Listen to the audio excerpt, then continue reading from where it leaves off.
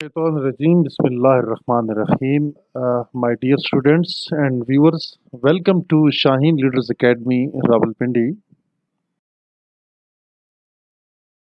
Dear students, आज की जो एक वीडियो है वो स्पेशली हमने आपके इंग्लिश टेस्ट के बारे में बनाई है, चूँकि आजकल पाकिस्तान एयरफोर्स में इंडक्शन हो रही है एरो ट्रेड्स के अंदर।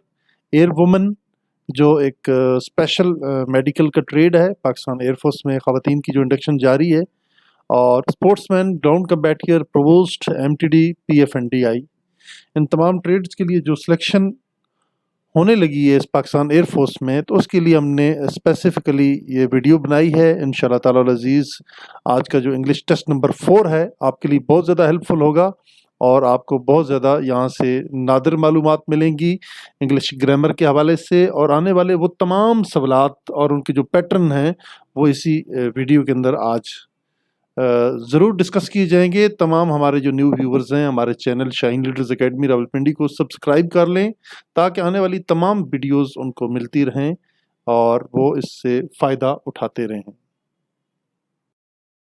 स्टूडेंट्स, सबसे पहले हमारा जो पहला क्वेश्चन है उसको हम रीड आउट करते हैं। मैं हमेशा अपने तमाम अजीज़ तलबा व तालिबात से यही कहता हूँ कि बेटा जब भी आप अपने टेस्ट को स्टार्ट करें तो सबसे पहले जो भी आपका क्वेश्चन है उसको आप थारोली पढ़ लें। उसकी जो स्टेटमेंट है, क्वेश्चन नंबर 1 की स्टेटमेंट आपके सामने मैं रीड आउट करता हूँ। Choose the correct option from the following options. और दूसरा, पाकिस्तान एयरफोर्स के तमाम टेस्ट, इधर वो इंग्लिश के हों, इंटेलिजेंस के हों, फिजिक्स के हों, मैथमेटिक्स के हों या बायोलॉजी के हों, उसमें सबसे जो ज़रूरी और इम्पॉर्टेंट बात यही है कि आप प्रॉपरली चीज़ों को पढ़ें, जो स्टेटमेंट ऑफ द क्वेश्चंस है उसको रीड आउट करें, अंडरस्टैंड करें, फिर एक्यूरेटली आपने बेशक तेज़ी भी दिखानी है लेकिन एक्यूरेसी को हाथ से नहीं जाने देना। जो एक्यूरेट उनका ऑप्शन है उसको आपने देखना है। Now we proceed to the question number 1। Question number 1 is I said to him what is your name. सबसे पहले तो डियर स्टूडेंट्स आपको ये पता होना चाहिए और आपकी ये बिल्कुल जो नो हाउ है इनके बारे में, डायरेक्ट स्पीच और इनडायरेक्ट स्पीच के बारे में, ठीक है, वो आपको बिल्कुल अच्छे तरीके से मालूम होनी चाहिए कि सबसे जो पहले आपका पहला जो पार्ट है इस डायरेक्ट स्पीच का, ठीक है जी, वो क्या पैगाम दे रहा है, और इसके बाद इसका जो दूसरा पार्ट है इसको हम कहते हैं रिपोर्टेड स्पीच। पहले वाला जो है उसको हम कहते हैं रिपोर्टिंग और दूसरे को कहते हैं रिपोर्टेड, REPORTED, रिपोर्टेड स्पीच। यानी रिपोर्टेड स्पीच क्या है? What ever the speaker has said to someone and he has produced the words of speaker in the same words, that is known as reported speech. And whosoever is reporting, अब mister I जो है यहाँ पे हमारे पास जो है वो report कर रहा है मामला, वो किसी किस्म की बात को आगे फर्दर रिपोर्ट कर रहा है, तो उसको हम कहेंगे रिपोर्टिंग स्पीच। उसको हम क्या कहेंगे जनाब? Reporting speech. आपके सामने मैं इसको प्रॉपर लिख भी रहा हूँ ताकि आपको पता चले, क्योंकि हमारे बहुत ज़्यादा अजीज़ तलबा व तालिबात जिन्हें बिल्कुल इस बारे में सही इंफॉर्मेशन नहीं होती है और वो इतने इनके जो रूल्स और रेगुलेशंस हैं, जो चेंज करने के जितने तरीक़ाकार हैं डायरेक्ट स्पीच से इनडायरेक्ट स्पीच में जाने के लिए, उनको नहीं मालूम होते और इसी वजह से वो अपने फाइनल टेस्ट के अंदर गलतियां करते हैं और अपने पेपर से वो हाथ धो बैठते हैं। तो डियर स्टूडेंट्स, आज की इस वीडियो में हम इंशाल्लाह हर एक चीज़ को डिस्कस करेंगे ताकि हमारे जितने भी अजीज़ तलबा व तालिबात हैं वो चीज़ों को अंडरस्टैंड करें और अपने अच्छे तरीके से पेपर को सॉल्व करें और ज़्यादा से ज़्यादा नंबर लें। इंशाल्लाह ये वीडियो आपके लिए बहुत ज़्यादा हेल्पफुल होगी। क्वेश्चन नंबर 1 को जैसे मैंने पढ़ा है, I said to him, reporting speech में कहा है I said to him what is your name. अब देखिए, सबसे पहले आपने ये देखना है कि रिपोर्टेड स्पीच के अंदर सेंटेंस की कौन सी टाइप है, तो हमें इससे पता चलता है कि this is an interrogative sentence. Sentence की जो टाइप है इंट्रोगेटिव वो ये है, व्हाट इज योर नेम, जिसमें क्वेश्चन पूछा जाता है। तो डियर स्टूडेंट, अगर किसी भी सेंटेंस के अंदर आपसे कोई क्वेश्चन पूछा जाए तो आपने ये करना है कि आपकी जो रिपोर्टिंग स्पीच का वर्ब है, जैसे कि यहाँ पे सेड है, वो हमेशा आस्क्ड में तब्दील हो जाएगा। एक लफ्ज़ और होता है enquired, second form of the enquire, लेकिन हम इसमें आसानी के लिए आपके लिए आस्क्ड का ही लफ्ज़ इस्तेमाल करेंगे ताकि आपके लिए आसानी हो। सबसे पहले डियर स्टूडेंट्स आप देखें, आई आस्क्ड हिम। अब दूसरा जो आपके पास ये जो आपके सामने आप देख रहे हैं इंट्रोगेटिव प्रोनाउन है। इंट्रोगेटिव प्रोनाउन अब देखिए दरमियान में एक नया टॉपिक आ जाता है। मैं बहुत डिटेल में नहीं जाऊंगा, सिर्फ इतना बताऊंगा कि वो तमाम आपके इंट्रोगेटिव सेंटेंसेस जो कि इंट्रोगेटिव प्रोनाउन से शुरू होते हैं, जैसे when, why, where, who, whose, whom, what and which, ये सारे क्या हैं? इंट्रोगेटिव प्रोनाउन है। इनको WH फैमिली भी कहा जाता है। इस इंट्रोगेटिव प्रोनाउन से अगर कुछ ऐसे सेंटेंसेस आपके स्टार्ट होते हैं तो आपने बहुत ज़्यादा एहतियात करनी है इसको चेंज करते हुए डायरेक्ट स्पीच से इनडायरेक्ट स्पीच में। जैसे कि हमने लिखा, आई आस्क्ड हिम, मैंने उससे पूछा, व्हाट माय नेम। अब जहाँ पे देखें जी, व्हाट इज योर नेम। अब जहाँ पे देखें बाहर आपके पास्ट इंडेफिनिट है और अंदर प्रेजेंट है। अगर बाहर प्रेजेंट है, बाहर पास्ट है, तो अंदर वाली प्रेजेंट पास्ट में चली जाएगी। बाहर अगर पास्ट है और अंदर यहाँ पे पास्ट इंडेफिनिट है तो वो पास्ट परफेक्ट में चली जाएगी। बाहर अगर पास्ट है और अंदर पास्ट परफेक्ट है तो वो पास्ट परफेक्ट में चेंज हो जाएगी। और डियर स्टूडेंट, एक और चीज़ नोट कर लें, अगर आपके रिपोर्टिंग स्पीच में अगर रिपोर्टिंग स्पीच में प्रेजेंट इंडेफिनिट टेंस हो या फ्यूचर इंडेफिनिट टेंस हो, फ्यूचर या इंडेफिनिट की कोई भी टेंस हो प्रेजेंट की, तो अंदर किसी किस्म की कोई टेंस चेंज नहीं होगी। और एक और जो उसका रूल्स है वो आपको ये पता होना चाहिए, अगर रिपोर्टिंग स्पीच के अंदर कोई भी टेंस है लेकिन अंदर रिपोर्टेड स्पीच के अंदर, ये जो रिपोर्टेड स्पीच है इसके अंदर कोई यूनिवर्सल ट्रुथ है, तो फिर भी उसमें किसी किस्म की चेंजेस नहीं होंगी। और इसमें इस्तेमालात होने वाले जितने भी फर्स्ट पर्सन प्रोनाउन हैं आपके रिपोर्टेड स्पीच के अंदर, वो हमेशा चेंज होंगे आपके सब्जेक्ट के साथ। और आपके जो वहाँ पे सेकंड पर्सन प्रोनाउन है रिपोर्टेड स्पीच वाले, वो आपके ऑब्जेक्ट के साथ चेंज होंगे। और आपके इस्तेमाल होने वाले इस थर्ड पर्सन प्रोनाउन इस रिपोर्टेड स्पीच के अंदर वो बिल्कुल भी चेंज नहीं होंगे।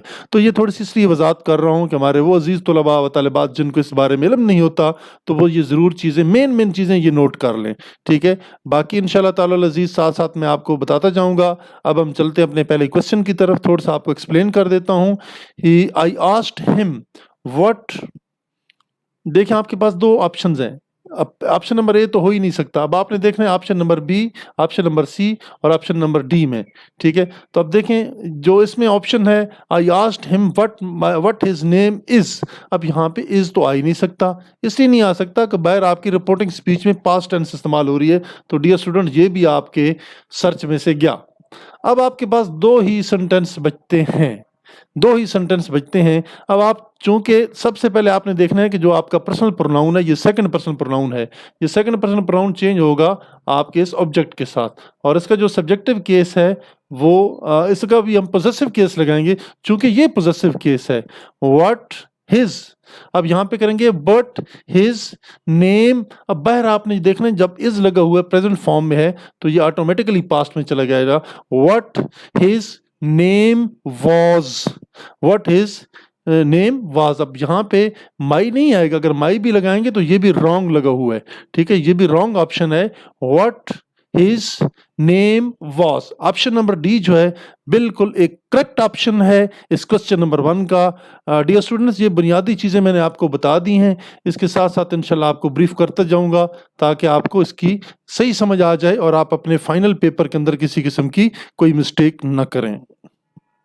तो ऑप्शन नंबर डी जो है ये बिल्कुल दुरुस्त जवाब है आपके क्वेश्चन नंबर 1 का। एक दफा फिर रिपीट कर देता हूं कि आपकी रिपोर्टिंग स्पीच अगर आपके इंट्रोगेटिव सेंटेंस है रिपोर्टेड स्पीच के अंदर, तो आपके रिपोर्टिंग स्पीच का जो वर्ब है वो आस्क्ड में तब्दील हो जाएगा। बाकी जो प्रोनाउंस की तब्दीलियां हैं वो मैंने आपको बता दी हैं, वर्बली आपको बता दी हैं ताकि आपको याद रहें। Now we proceed to the question number 2। Question number 2 में स्टूडेंट, चूंकि आपका पेपर इंग्लिश का होगा जिसके अंदर मैंने आपको बता दिया सारी चीज़ें मिक्स होंगी, active voice, passive voice, direct indirect, parts of speech, ये सारी चीज़ें उसके अंदर शामिल होगी। बहुत ज़्यादा फोकस होगा ग्रामर के ऊपर, लिहाजा आप लोग अच्छे तरीके से तैयार होके जाएं और आपको वहाँ पे किसी किस्म का कोई प्रॉब्लम ना हो। अब हम देखते हैं डियर स्टूडेंट्स के प्रेपोजिशन। अब यहाँ पे प्रेपोजिशन का इस्तेमाल हो रहा है, करेक्ट प्रेपोजिशन, हुरूफ जार का इस्तेमाल, जैसे टू का है, जैसे फॉर है, और जैसे फ्रॉम है, और जैसे बाई है। सबसे पहले तो डियर स्टूडेंट्स आपको प्रेपोजिशन अच्छे तरीके से याद कर लेने चाहिए। इनका बहुत बड़ा रोल एंड टास्क है as a parts of speech. हमारी डेली कन्वर्सेशन में हमने देखना है कि हमने इसको किस तरह इस्तेमाल करना है। सबसे पहले हमें टू के बारे में पता होना चाहिए कि ये डायरेक्शन को शो करता है, किसी समत को शो करता है। फॉर के जो मीनिंग्स होते हैं के लिए, के वास्ते, फ्रॉम की तरफ से, और बाई बजरिया, इस मानों में इनको इस्तेमाल किया जाता है। तो लिहाजा इनकी मीनिंग्स भी आपको पता होनी चाहिए। अब यहाँ पे स्क्रीन इतनी नहीं अवेलेबल कि मैं आपको मीनिंग्स लिख कर दिखा दूँ, मैंने ज़बानी आपको बता दी हैं, प्लीज़ आप अपनी नोट्स बुक्स में नोट कर लें। अब हम सेंटेंस को रीड आउट करते हैं। क्वेश्चन नंबर 2 का जो सेंटेंस है, ही केम कोहाट, वो कोहाट आया, ठीक है जी। मीट मी, वो कोहाट आया मुझसे मिलने, वो मुझसे मिलने कोहाट आया। केम सेकंड फॉर्म है कम की, ठीक है। ही केम कोहाट टू मीट मी। अब डियर स्टूडेंट्स यहाँ पे क्या करना है, इन्फिनेटिव लगा देना है आपने। इन्फिनेटिव मैंने उस दिन एक वीडियो के अंदर बताया कि इसको हासिल मस्तर कहा जाता है उर्दू जबान में, कि आप फॉर एग्जांपल किसी भी फेल से पहले, ठीक है, किसी भी इंग्लिश के वर्ब से पहले आप TO2 लगाते थे और आगे first form of the verb लगाते हैं तो वो क्या बन जाता है, इन्फिनेटिव। इंग्लिश में इसको कहते हैं इन्फिनेटिव और उर्दू में कहा जाता है मस्दर, INFINITIVE,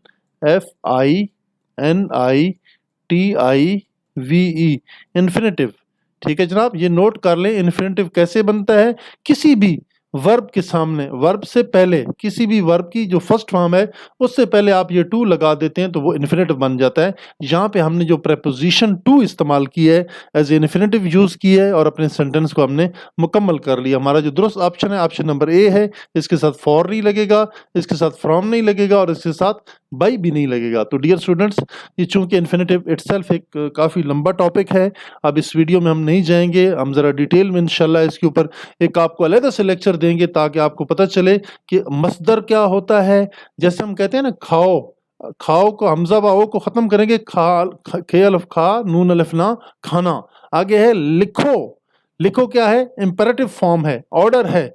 जब हम वाव को हटा देते, नून अलफ ना लगाते हैं तो ये मस्तर बन जाता है।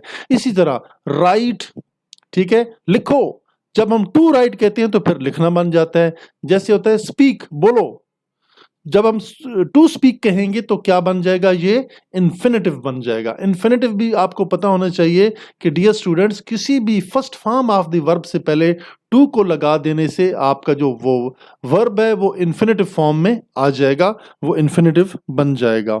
Now we proceed to the question number 3 है। डियर स्टूडेंट्स, ये भी नीचे प्रपोजिशन दिए गए हैं। क्वेश्चन नंबर 3 है, चूज द करेक्ट ऑप्शन। नीचे ऑप्शन के अंदर आप देख सकते हैं, एक ऑफ आपके पास प्रपोजिशन है, एक फ्रॉम है, एक फॉर है और एक ओवर है।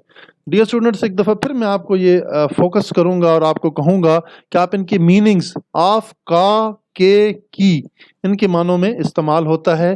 का, के और की मानों में इस्तेमाल होता है, ठीक है। जिसके अंदर किसी किस्म की कोई पोसेशन शो होती है, किसी चीज़ को एक दूसरी चीज़ के साथ कोरिलेट करना होता है, उसकी पोसेशन शो करनी होती है, तो हम ऑफ का इस्तेमाल करते हैं, ठीक है। फ्रॉम, के लिए, ये के लिए के मानों में इसको इस्तेमाल किया जाता है, फ्रॉम को, ठीक है। बाकी इसके ऊपर बहुत एक डिटेल लेक्चर दिया जा सकता है कि प्रेपोजिशन क्या होते हैं, प्रेपोजिशन को हम कैसे डिफाइन कर सकते हैं, वो वर्ड्स को, फ्रेजेस को कैसे आपस में कनेक्ट करते हैं, सेंटेंस के अंदर मुख्तलिफ जो यूज़ होने वाले अल्फाज हैं उनको आपस में कैसे उनका रब्त जोड़ते हैं, नाउन और प्रोनाउंस की भी वहाँ यूजेज हो रहा है, डिफरेंट सब्जेक्ट और ऑब्जेक्ट हो रहे हैं, उनके अंदर ये कैसे कनेक्शन पैदा करते हैं, उनका क्या रोल एंड टास्क है, ये इटसेल्फ एक बहुत बड़ा लंबा टॉपिक है। अब हम आते हैं अपने असल लेसन की तरफ। और जैसे कि फ्रॉम का लफ्ज़ है, आगे फॉर है, फॉर के लिए, फ्रॉम की तरफ से, जो फ्रॉम होता है ये की तरफ से होता है और फॉर के लिए इस्तेमाल होते हैं, और फ्रॉम के लिए जो होता है की तरफ से। ये उर्दू ज़बान में थोड़ा सा मैं लिख देता हूँ यहाँ पे, ठीक है, एक थोड़ा सा एक्सप्लेन कर देता हूँ ताकि आपके लिए आसानी रहे। और ओवर कहते हैं ऊपर, ऊपर, ओवर ऊपर या ज़्यादा के मानों में भी इस्तेमाल किया जाता है। अब हम देखते हैं जी, she purchased a dress, she purchased a dress, उसने लिबास खरीदा था, कपड़े खरीदे थे, फॉर 15 रुपीज़, 15 रुपए में। अब यहाँ पे जो फॉर है ना, ये जो आपको मीनिंग देगा यहाँ पे वो में के मानों में, यानी कि उसने 15 रुपए में कपड़े खरीदे, उसने ड्रेस खरीदा। अब बड़ी सस्ता हो गया भाई, 15 रुपए में ड्रेस मिल रहा है। यहाँ पे अगर 15,000 लिख देते ना तो फिर भी मान लेते, या 1500 लिख देते तो भी मान लेते। चलें ठीक है, अब मान लेते हैं, कोई बहुत पुराने ज़माने की बात हो रही है, 15 रुपए में जब ड्रेस मिलता था। Okay dear students, the right reply to the question number 3 is option number C. Once again we are coming across with the prepositions, क्योंकि शुरू से बहुत ज़्यादा preposition आपके पेपर में आ रहे हैं। देखें जी, पहला preposition है among, दूसरा है between, और तीसरा है from, और चौथा है with। सबसे पहले डियर स्टूडेंट मैं थोड़ा सा आपको एक्सप्लेन कर दूंगा कि among क्या होता है। दो से ज़्यादा लोगों के दरमियान, ठीक है, कोई बातचीत हो रही हो, कोई डिस्कशन हो रही हो, या कोई किसी किस्म के मामलात हो रहे हो, तो वहाँ पे हम among का इस्तेमाल करेंगे। ठीक है, दो से ज्यादा लोगों के दरमियान, दो से ज्यादा मैं यहाँ पे मेंशन कर देता हूँ, तो उस वक्त आप किसका इस्तेमाल करेंगे, अमंग का इस्तेमाल करेंगे। डियर स्टूडेंट्स, मुझे उम्मीद है कि आप ये समझ रहे होंगे। मैं एक छोटी सी मिसाल दे देता हूँ, लेकिन पहले हम उस सेंटेंस को हल करेंगे, उसके बाद आपको एग्जाम्पल दूंगा। बिटवीन होता है दो के दरमियान, यानी मिस्टर अली और मिस्टर नासिर, ये दो बंदों के दरमियान कोई बात होती है, दो मुल्कों के दरमियान कोई बात होती है, दो शख्सियात के दरमियान, ठीक है, कोई बात होती है, तो हम उससे क्या कहते हैं, बिटवीन का यूज करते हैं। उसके लिए हम क्या करते हैं, बिटवीन का यूज करते हैं दो के दरमियान। फ्रॉम की तरफ से, वो मैंने आपको पहले भी एक्सप्लेन, विद के साथ में, विद का क्या मतलब होता है, के साथ में। यहाँ पे थोड़ी सी लिखाई करने में प्रॉब्लम आ रहा है, लेकिन फिर भी मैं आपको थोड़ा बहुत इंशाल्लाह ये हिंट देता रहूंगा ताकि आपको समझ आता रहे, के साथ में। अब हम देखें जी, the secret is kept, the secret is kept, ये जो राज है ये मौजूद है, रखा हुआ है। अब देखिए, दो फ्रेंड्स की बात हो रही है, मैं आपको हाईलाइट कर रहा था ना, जब दो बंदों के दरमियान कोई बात होगी तो फिर आप किसका इस्तेमाल करेंगे, इस बिटवीन का इस्तेमाल करेंगे। तो यहाँ पे जनाब हम जो हमारा जो एक हरफ जार है, हरूफ जार हैं, उनमें से जो बिटवीन का जो लफ्ज़ है वो हम यहाँ पे इस्तेमाल करेंगे। यहाँ पे बिटवीन का हमने इस्तेमाल किया, जो कि बिल्कुल दुरुस्त है। अब डियर स्टूडेंट्स, थोड़ा सा मैं आपको ये एक्सप्लेन कर देता हूँ, अमंग, ठीक है। The secret is among between 10 friends, between 3 friends, between Ali, Ahmad, Nasir and Mustafa. इस तरह मुख्तलिफ जो स्टूडेंट्स होते हैं या लोग होते हैं, जब दो से ज़्यादा होंगे तो उनके लिए फिर आप अमंग का लफ्ज़ इस्तेमाल करेंगे। मेरे ख्याल में आपको यूज़ ऑफ अमंग और यूज़ ऑफ बिटवीन की समझ आ गई होगी। फॉर्म जो है यहाँ पे, फ्रॉम, ये बिल्कुल भी रॉन्ग ऑप्शन है, ठीक है, इसको हम इस्तेमाल नहीं कर सकते यहाँ पे। ये विद भी यहाँ पे रॉन्ग ऑप्शन है, जो हमारा दुरुस्त ऑप्शन है वो बिटवीन है। Let's see it's accurate reply. Dear students, once again आपके सामने आ रहे हैं ये preposition, ही इज सिटिंग, ठीक है, he is sitting Aslam and Akram, वो असलम और अकरम के दरमियान में बैठा है। अब तीन बंदों की बात हो रही है, तो यहाँ पे क्या करेंगे, ठीक है, he is sitting Akram and Aslam. अब देखें ना, ये अकरम और असलम के दो के दरमियान बात होगी तो फिर बिटवीन आप यूज करेंगे। सिक्स की तरफ चलें। द पेन इज, अब देखें, ऑलरेडी जो पेन है वो आपके अपने पॉकेट में मौजूद है। जैसे ये मैं एक पॉकेट बना रहा हूँ, ठीक है, ऑलरेडी ये जो पेन है आपके पॉकेट में यहाँ पड़ा हुआ है, यहाँ पे लगा हुआ है आपके पॉकेट के अंदर, ठीक है। तो ये जो पेन पड़ा हुआ है, इसको हम कहेंगे the pen is in my pocket, the pen is in my pocket. Option number जो ए है ये दुरुस्त जवाब है। The pen is on my pocket ये भी रॉन्ग है। The pen is with my pocket ये भी रॉन्ग है, और ये तो ऑप्शन बिल्कुल ही रॉन्ग है। हमारे लिए जो दुरुस्त जवाब है ऑप्शन नंबर ए है, क्वेश्चन नंबर 6 का। Students, once again we are coming across with the certain prepositions. The book is on the table, the book is in the table ये बिल्कुल wrong है।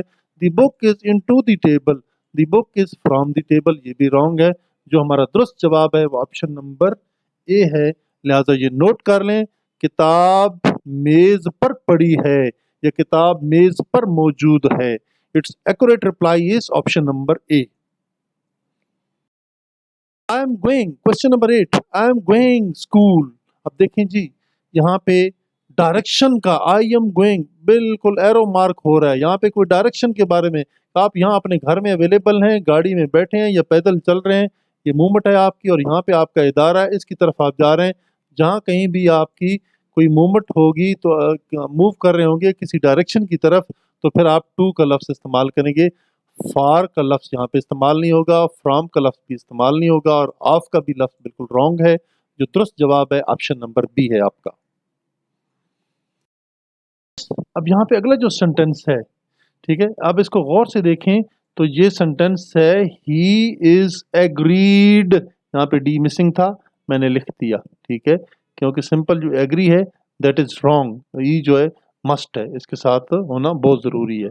He is agreed with, agreed to, agreed of, agreed from. जी, अब बताइए कौन सा है dear students. He is agreed to my plan, वो मेरे प्लान के साथ बिल्कुल मुत्तफिक है, उसने इत्तफाक कर लिया है। तो जब किसी प्लान के साथ मुत्तफिक होंगे, किसी की बातों के साथ मुत्तफिक होंगे, तो अल्टीमेटली आप टू का लफ्ज यूज करेंगे जनाब। He is agreed to my plan, this is the correct option, option number B, and rest options A, C and D are totally wrong options. Then question number 10, fill in the blanks with suitable choice। वही आपके पास दोबारा से repeat हो रहे हैं ये सारे जो prepositions हैं, ताकि आपको इनके इस्तेमालात के बारे में पता चले। सबसे पहले तो हमें बिल्कुल तमाम preposition अच्छे तरीके से आने चाहिए, और preposition के जो वर्ड्स यूज होते हैं उनके मीनिंग्स जो हैं हमें अच्छे तरीके से आने चाहिए। जी जनाब, सबसे पहले आप देखें सेंटेंस क्या है। सेंटेंस में रीड आउट करता हूं आपके सामने। We get early in the morning, जो ब्लैंक स्पेस है आपके सामने वो ये पड़ी है। वी गेट ओवर, ओवर बिल्कुल एक रॉन्ग है। वी गेट ऑफ, ये भी बिल्कुल रॉन्ग है। We get for, this is also wrong. And we say if we get up, ठीक है, इसमें लफ्ज जो अप है ये इस्तेमाल होगा, जो कि दुरुस्त ऑप्शन है आपके क्वेश्चन नंबर 10 का।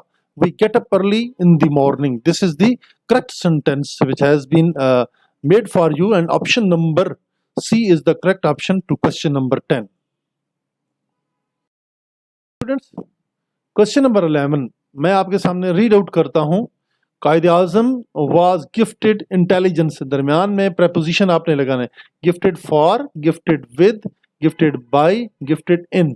अब यहाँ पे कायद आजम के पास बहुत ज़्यादा जहानत थी, यानी कि जहानत उनके पास एक बहुत बड़ा तोहफा था।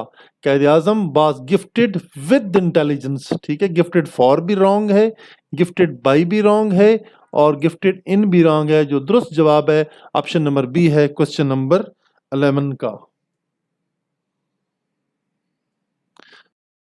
गौर से पढ़ें, देखें तो ये भी प्रपोजिशन के हवाले से है। He asked, he asked with, he asked to, he asked for, he asked from, ठीक है, उसने मदद मांगी, he asked help। तो जब भी आप asked लगाएंगे तो इसके बाद लगने वाला जो preposition है वो हमेशा for इस्तेमाल होगा। जो दुरुस्त preposition है वो for है, with भी wrong है, to भी wrong है, और from भी wrong है। आपका जो दुरुस्त ऑप्शन है वो ऑप्शन नंबर सी है। he asked for help, उसने मदद मांगी, उसने इमदाद मांगी, उसने हेल्प मांगी। है ही इज इग्नोरेंट। अब यहाँ पे इग्नोरेंट तो वैसे भी किसी चीज को इग्नोर कर देना, याद न करना, गाफिल हो जाना बिल्कुल, और समझ ना रखना, इदराक ना रखना, तो इस मामले में हम इग्नोरेंट कहेंगे, ठीक है। He is ignorant of, ignorant from, ignorant on और इग्नोरेंट अप। ये सारे ऑप्शन रॉन्ग है। डी भी ऑप्शन रॉन्ग है, सी भी ऑप्शन रॉन्ग है, और फ्रॉम भी ऑप्शन रॉन्ग है। He is ignorant of all this, of all this उसे सारे मामले का पता नहीं है। ही इज इग्नोरेंट, वो गाफिल है या उसे खबर नहीं है, इसलिए हम इसमें ऑफ का इस्तेमाल करेंगे। इग्नोरेंट के बाद हमेशा ऑफ इस्तेमाल होगा। 14, क्वेश्चन नंबर 14 में अगर आप गौर से देखें तो डियर स्टूडेंट्स यहाँ पे सिलसिला कुछ और है। पहले हम पढ़ रहे थे एक सेंटेंस, दो सेंटेंस हमने पढ़े थे एक्टिव वॉइस, उसके डायरेक्ट इनडायरेक्ट स्पीच के। अभी आपके सामने फिर हमने बाद में पढ़े हैं प्रपोजिशंस के ऊपर। अभी ये 14 नंबर जो सेंटेंस है ये चेंज ऑफ वॉइस के बारे में। देखिए जी, क्वेश्चन जो आपके सामने ये एक सेंटेंस बयान किया जा रहा है, this is they cut grass. ये सेकंड फॉर्म में भी आप इस्तेमाल कर सकते हैं, और इसको आप थर्ड फॉर्म में भी इस्तेमाल कर सकते हैं। चूँकि इसमें अगर आप थोड़ा सा गौर करेंगे तो इंशाल्लाह आपको इसकी तब्दीली के बारे में पता चल जाएगा कि आपका ये जो सब्जेक्ट है और आपका ये जो वर्ब है और उसके बाद जो ऑब्जेक्ट है, इसको हम कैसे चेंज करेंगे। आपका जो ऑब्जेक्ट है वो हमेशा सब्जेक्ट बन जाएगा, ऑब्जेक्ट आपका सब्जेक्ट बनेगा। फिर उसके बाद हमने देखना है कि ये फॉर्म कौन सी है, ये टेंस कौन सी है। अब हम यहाँ पे देखते हैं, यहाँ पे तो सेकंड फॉर्म इस्तेमाल हो रही है, दे कट ग्रास, ठीक है।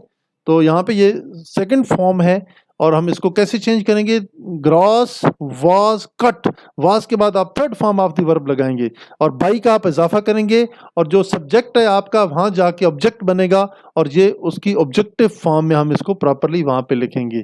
The grass was cut by them. जो दुरुस्त ऑप्शन है वो आपके पास ऑप्शन नंबर बी है। अब जो ऑप्शन नंबर सी है ये भी रॉन्ग है, डी ये भी रॉन्ग है। ग्रास वाज बीइंग कट ये तो बिल्कुल कंटिन्यूस फॉर्म में इस्तेमाल होता है, यहाँ तो हो ही नहीं सकता। That's why it is totally wrong. The correct option to your question number 14 is that is option number B. Dear students, उम्मीद है कि आपको यहाँ तक समझ आ रही होगी। आप वो तमाम सवालात हमसे पूछ सकते हैं। अगर आपको एक्टिव वॉइस से पैसिव वॉइस बनाने में, डायरेक्ट इनडायरेक्ट से इनडायरेक्ट स्पीच बनाने में, या इनडायरेक्ट से डायरेक्ट बनाने में, या पैसिव वॉइस से आपको एक्टिव वॉइस बनाने में अगर कोई मसाइल हो तो उसके लिए इंशाल्लाह हम आपकी ज़रूर हेल्प करेंगे। Question number 15। क्वेश्चन नंबर 15 में अगर गौर करें तो फिर वही सेंटेंस आ जाता है, एक्टिव वॉइस से पैसिव वॉइस की तरफ हम मूव करेंगे जनाब। तो सबसे पहले आप देखिए कि सेंटेंस क्या है, they are doing their work. They are doing their work, ये सबसे पहले तो हम इसको आइडेंटिफाई कर लेते हैं कौन सी टेंस है जनाब। ये प्रेजेंट कंटिन्यूअस टेंस है, पीसीटी मैं इसको कहूँगा। प्रेजेंट कंटिन्यूअस टेंस का जो फिक्र है इसको आप जनाब चेंज करना चाहेंगे। इसमें सबसे पहले देखें आपका क्या है सब्जेक्ट, ये है आपके पास दे है, ये आपका सब्जेक्ट है, और जनाब आपके पास जो हेल्पिंग वर्ब है ये आर है, इसको मैं एच वी लिखूंगा हेल्पिंग वर्ब, और उसके बाद first form of the verb है प्लस आईएनजी है यहाँ पे इस्तेमाल किया गया है। और उसके बाद जनाब आप देख सकते हैं ये जो देयर है ये क्या है, इसको हम कहते हैं पर्सनल प्रोनाउन। ये दे देयर देम ये थर्ड पर्सन प्रोनाउन है, पॉसेसिव केस है दे का, लिहाजा हम इसको आइडेंटिफाई कर रहे हैं। और वर्क क्या है आपके पास, ये ऑब्जेक्ट है। अब हमने ये करना है कि देयर ऑब्जेक्ट जो कंप्लीट ऑब्जेक्ट है इसको हम उठा लेते हैं। Their work is being done, इसमें आप इज का इस्तेमाल करेंगे bye them. Their work is being done, चूंकि कंटिन्यूअस फॉर्म है इज के फौरन बाद आप लगा देंगे बीइंग का इजाफा करेंगे, तो उसके बाद third form of the verb लगेगी और ये आपका दुरुस्त जवाब आ जाएगा। आपके क्वेश्चन नंबर 15 का जो दुरुस्त जवाब है वो है option number B. Option number B is right and correct reply to your question number 15। बाकी तमाम सेंटेंसेस के जो रिप्लाई बने हुई हैं सेंटेंसेस वो सारे रॉन्ग हैं। क्वेश्चन नंबर 16 की तरफ आप देखें डियर स्टूडेंट्स। सबसे पहले हम फिक्रे को पढ़ने के बाद ही हमें पता चल जाता है कि ये फिक्रा किस किस्म का है, किस टाइप का है, कौन सा सेंटेंस है। अब ये ऑप्टेटिव, इसको हम कह सकते हैं इम्पेरेटिव सेंटेंस। इम्पेरेटिव होता है हुक्मिया फिक्रे, IMPERATIV, imperative sentence. Imperative sentence जो है ये बिल्कुल आपका एक हुक्मिया फिक्रा होता है, और इसमें कैसे इसको कन्वर्ट करते हैं इसका मैं आपको तरीकाकार बता देता हूं। ऑप्टेटिव सेंटेंस को कैसे हम चेंज करेंगे, इसमें जो चेंज करने का तरीकाकार होता है डियर स्टूडेंट्स वो मैं आपको बता देता हूं कि वो कैसे आप चेंज करेंगे। जिसमें ऑप्टेटिव सेंटेंस होंगे उसमें सबसे पहले आप लेट का इस्तेमाल करेंगे, ठीक है जी। लेट, यहाँ पे हम लेट का इस्तेमाल करेंगे। Let your parents be respected, be का हम इजाफा करेंगे। ये जो शुरू में आप वर्ब का इस्तेमाल कर रहे हैं यहाँ पे इंपेरेटिव फॉर्म यूज हो रही है, it would be written over there in the third form. आप देखें यहाँ पे आपके पास ऑप्शन कौन सा है, your parents be respected by you, this is also wrong, ठीक है जी। Let your parents respected, this is also wrong. Let your parents be respected, let your parents, ठीक है। यहाँ पे पेरेंट्स है जनाब, यहाँ पे एस लगा हुआ है, ठीक है, ये गौर करना है, यहाँ पे एस नहीं लगा हुआ है जनाब। तो ये चीजें नोट करने वाली होती हैं, यही शाहीन की नजर रखनी होगी। शाहीन की नजर नहीं रखोगे तो भाई मारे जाओगे, मतलब अल्लाह ना करे कि आपके ऊपर कोई ऐसा बुरा वक्त है और आप टेस्ट में फेल हो। यही चीजें आपकी चेक की जाती हैं। अगर आपकी ग्रामर मजबूत है तो फिर इंशाल्लाह आप टेस्ट में मार नहीं खाएंगे, और अगर आपकी ग्रामर वीक है तो अल्टीमेटली आपका नुकसान हो सकता है। लिहाजा बेहतर ये है कि आप प्रॉपर लेक्चर लें, इसके ऊपर प्रॉपर कोचिंग लें, ताकि आप वहां जाके मसाइल का शिकार ना हो। अगर आपकी इंग्लिश वीक है तो आप देखें, late your parents be respected, late your parents be respected, ठीक है जी। ये वाला जो सेंटेंस है ये बिल्कुल दुरुस्त है जनाब और एक्यूरेट सेंटेंस है। आपके क्वेश्चन नंबर 16 की जो रिक्वायरमेंट है वहां पे ऑप्शन नंबर डी के अंदर पूरी हो रही है। Let's proceed to the question number 17। Number 17 में है जनाब, who knocks at the door. अब आप देखें यहाँ पे मैं आपको थोड़ी सी स्टेटमेंट पढ़ के सुना देता हूँ। Who knocks at the door, ये इंट्रोगेटिव सेंटेंस है। क्या है? Interrogative sentence. मैं इसको आईएस लिखूंगा, इंट्रोगेटिव सेंटेंस, क्योंकि इसमें सवाल पूछा जा रहा है। आखिर पे ये क्वेश्चन मार्क भी आप देख रहे हैं, तो ये इंट्रोगेटिव सेंटेंस है।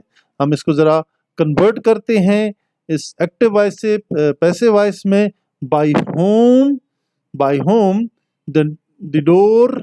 अब देखिए नॉक्स, जो first form of the verb इस्तेमाल हो रही है, ठीक है, this is the first form of the verb आप इस्तेमाल कर रहे हैं, तो आपने देखना है बाय होम का आपने सबसे पहले आपने लगा दिया, the door is being knocked by whom. ये जो ऑप्शन है ये बिल्कुल रॉन्ग है। अब हम देखते हैं, हमारे पास तीन ऑप्शन है, बाय होम। अब देखें प्रेजेंट फॉर्म है, by whom the door, by whom, sorry ये क्लिक हो गया, by whom the door knocked at by whom. अब देखें डोर जो है ये सिंगल फॉर्म है, इसके साथ आप इज का इस्तेमाल करेंगे, आर का इस्तेमाल नहीं करेंगे। By home is the door, चूंकि आपने इसकी इंट्रोगेटिव फॉर्म भी मेंटेन रखनी है। By home is the door knocked at, ये वाला जो ऑप्शन है बिल्कुल दुरुस्त लग रहा है जी। By home is the door B. अब ये जो बी का इजाफा ना dear students, this is also wrong, ये बिल्कुल रॉन्ग है, और इसको हम कभी भी करेक्ट सेंटेंस नहीं कहेंगे, क्योंकि ये ग्रामर के रूल्स को फॉलो नहीं कर रहा, और जो ग्रामर के रूल्स फॉलो नहीं करता वो हमेशा रॉन्ग सेंटेंस ही होता है। अब तीसरा सेंटेंस देखें गौर से, by whom was the door be knocked at. ये भी बिल्कुल जनाब टोटली डिफरेंट है और बिल्कुल मुख्तलिफ है। जो ऑप्शन नंबर ए है ये हमारा दुरुस्त जवाब है। Number 18, change choose the correct change of voice. जी ये आपके पास सिंपल एक्टिव वॉइस में है और इंट्रोगेटिव फॉर्म में है। इसको आपने देखना है कि पैसिव वॉइस कैसे बनेगा। Do it now, do it now. अब देखें जी, सबसे पहले तो आप, चूंकि ये इंपेरेटिव फॉर्म है, इंपेरेटिव सेंटेंस है, इसको हम कहेंगे हुक्मिया फिक्रा। ठीक है, हुक्मिया फिक्रा, इसके अंदर डू इट नाउ। ठीक है, डू इट नाउ, ये चूंकि हुक्मिया फिक्रा है तो इसमें हम सबसे पहले लेट का इस्तेमाल करेंगे। ठीक है जी, लेट इट बी डन।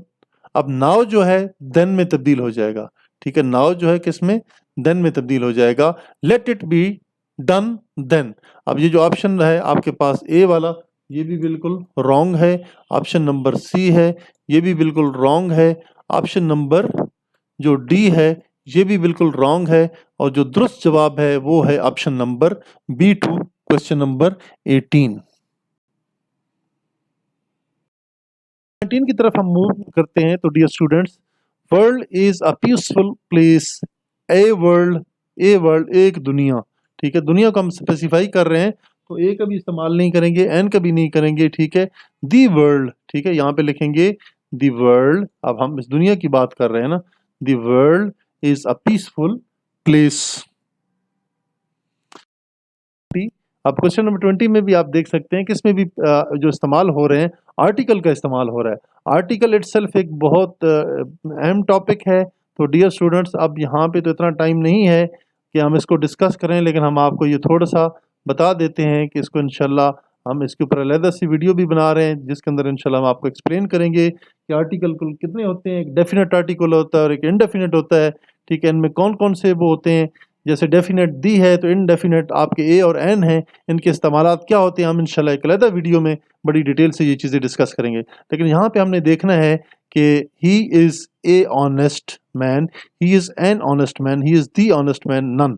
ठीक है, अब यहाँ पे ऑनेस्ट जो है, एच जो है ये लिखने में आएगा, पढ़ने में नहीं आएगा, साइलेंट के तौर पर रहेगा, लेकिन आप इसे पढ़ेंगे ऑनेस्ट।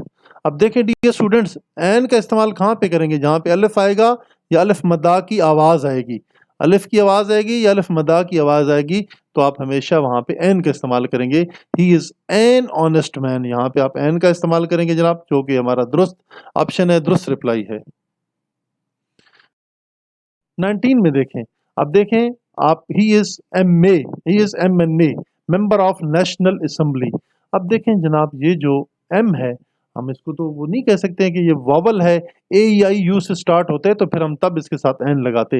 लेकिन वजह क्या है डियर स्टूडेंट, मैंने पहले बताया है, अगर कोई भी लफ्ज़ आपका अलिफ या अलिफ मदा की आवाज़ दे तो उसके साथ आप हमेशा एन का इस्तेमाल करेंगे। एम एम अलिफ का अल्फाज पहले आवाज आ रही है, तो लिहाजा आप इसके साथ एन का इस्तेमाल करेंगे। He is an MNA। Dear students, question number 22, इनमें आपने जो देखना है बड़े अच्छे तरीके से वो इस्तेमाल कर रहे हैं, जो सूटेबल जो वर्ड्स हैं उनका आपने इस्तेमाल करना है, करेक्ट ऑप्शन का इस्तेमाल करना है। यहाँ पे वॉइसेस का नहीं हो रहा है, ये गलती से थोड़ी सी क्लरिकल मिस्टेक है। जो दुरुस्त हमारा जो क्वेश्चन की स्टेटमेंट है वो जो है वो आपके सामने है। Complete the following sentences by suitable words. ये वर्ड्स हैं kilogram, metre, litre and kilometre. My house is 3 from the railway station. 3 आपका मीटर भी नहीं हो सकता है किसी सूरत में, 3 लीटर तो हो ही नहीं सकता। लीटर तो फ्यू जो होती हैं लिक्विड चीज़ें होती हैं उनके लिए इस्तेमाल करते हैं। और किलोमीटर हाँ किसी लिहाज तक आप इस्तेमाल कर सकते हैं, क्योंकि फासला किलोमीटरों में मापा जाता है, और उसके बाद किलोग्राम में तो फासला नहीं मापा जाता।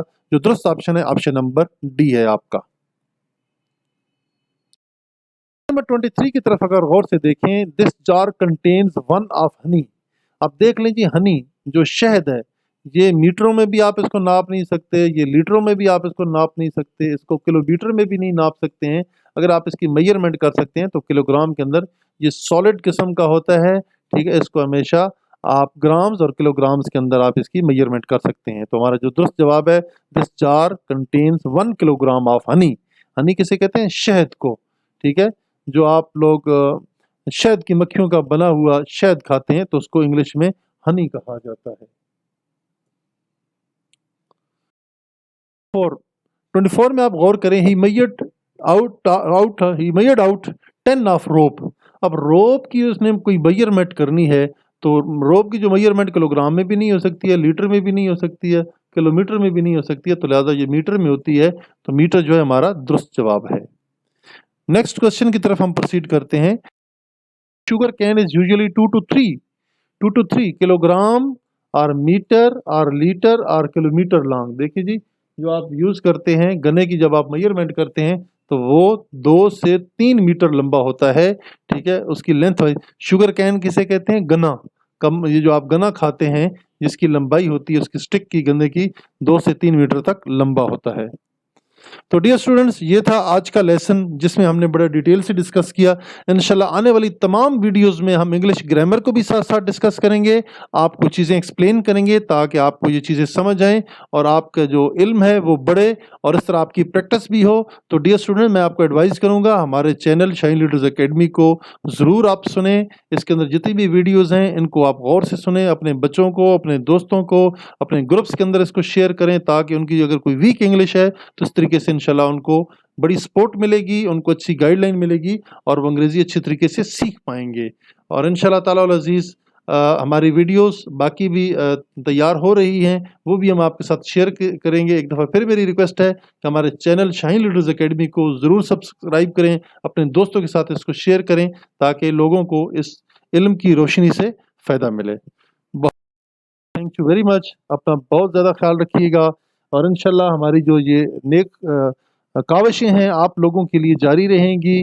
मेरी ये दुआ है कि आप आने वाले तमाम इम्तिहानात में कामयाब और कामरान हों। हमारे चैनल को जो न्यू व्यूअर्स हैं ज़रूर सब्सक्राइब करें। बहुत शुक्रिया, thank you very much. Pakistan defence forces जिंदाबाद, पाकिस्तान पाइंदाबाद। अल्लाह हाफिज़।